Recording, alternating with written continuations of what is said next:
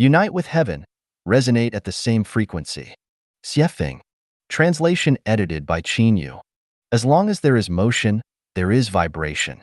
As long as there is vibration, there is frequency. Where there is frequency, there is rhythm and regularity. Things that share the same frequency can resonate with each other, mutually enhancing, developing, and growing stronger. Conversely, things with different frequencies can suppress, cancel out, or even destroy each other. The softer something is, the easier it is to adjust its frequency and resonate. The harder something is, the more likely it is to become rigid, resistant, and opposed to resonance. Mountains and rocks can be easily destroyed, but water and air are difficult to break. The more adaptable a life form is to change, the greater its chances of survival. Life forms that cannot adapt to changes in their environment and rigidly adhere to their rhythms are prone to collapse and extinction. This applies to bacteria, plants, animals, and humans alike. Halley's Comet visits Earth every 76 years. This is its rhythm, its regularity, its vibrational frequency. The Earth orbits the Sun every 365 days. The Moon orbits the Earth every 29.5 days. Adult women experience menstruation. Seasons change on schedule. Day and night alternate. Waking and sleeping follow a cycle. Migratory birds move at regular intervals. Tides rise and fall predictably, and the heart beats 60 times per minute. All of these are examples of rhythm and frequency. People whose biological rhythms or frequencies are not suited to high-altitude environments may experience altitude sickness. People who live in areas with low humidity struggle when they move to drier climates. Those who travel long distances across time zones may suffer from jet lag. A Muslim suddenly living among Buddhists might feel uncomfortable, and even someone from the north of a country might find it difficult to adjust to the diet in the south. Have people noticed that everyone has a relatively stable circle of life? Although we live in a vast sea of people, we prefer to live in small circles where the culture and customs are the same or similar to our own. It's difficult to break out of this circle. Abroad, these cultural circles become especially pronounced, with Indians tending to stay together. Chinese people often associate with other Chinese.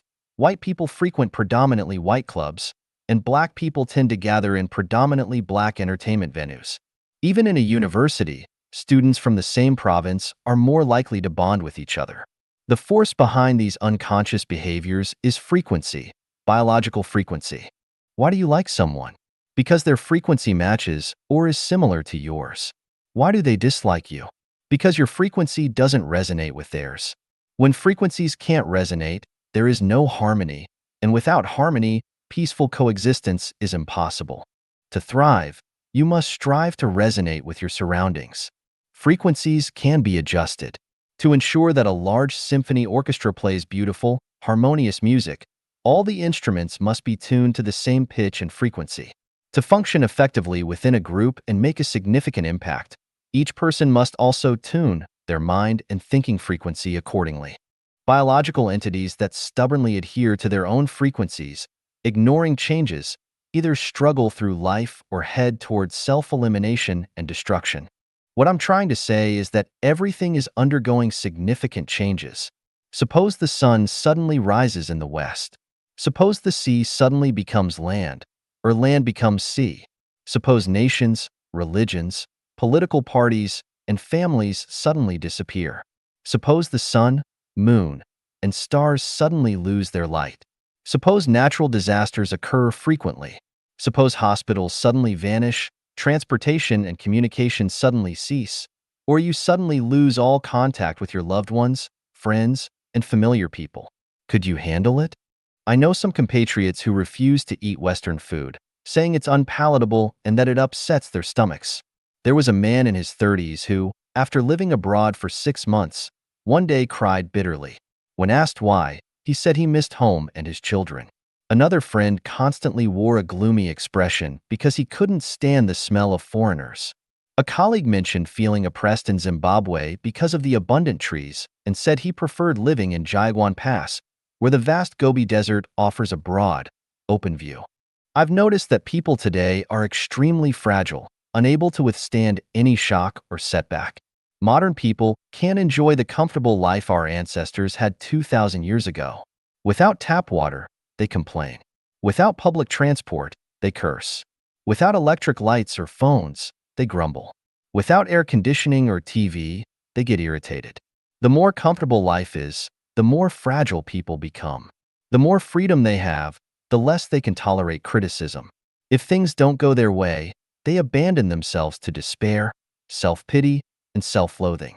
If someone's words are even slightly careless, unintentional from the speaker but taken to heart by the listener, they sulk, throw tantrums, demand independence, seek division, or either remain silent or fly into a rage. They judge others by their own standards. No one can help. Fragility is not the same as softness. I hope people can be soft, not fragile. Softness can adapt to various frequencies, but fragility leads only to death.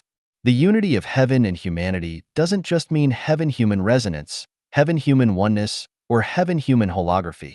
It also means adapting to the changes of heaven. We can't always expect heaven to conform to human desires. Instead, we should consider how humans can align with the will of heaven, resonating with the changes in the Tao. If it rains, crying won't help. If it snows, shouting is useless. One must adapt to the changes of heaven. The stars are awakening. Consciousness must change. The frequency of the heavens is going to change, and people should enter life genuine.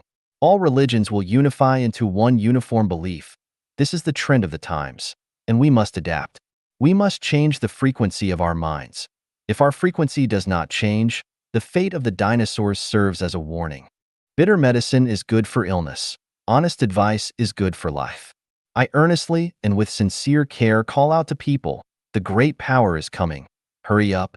The gate to heaven is as narrow as a seam. Follow the guide to your future, and don't look around, left or right. To resonate with heaven is the true path.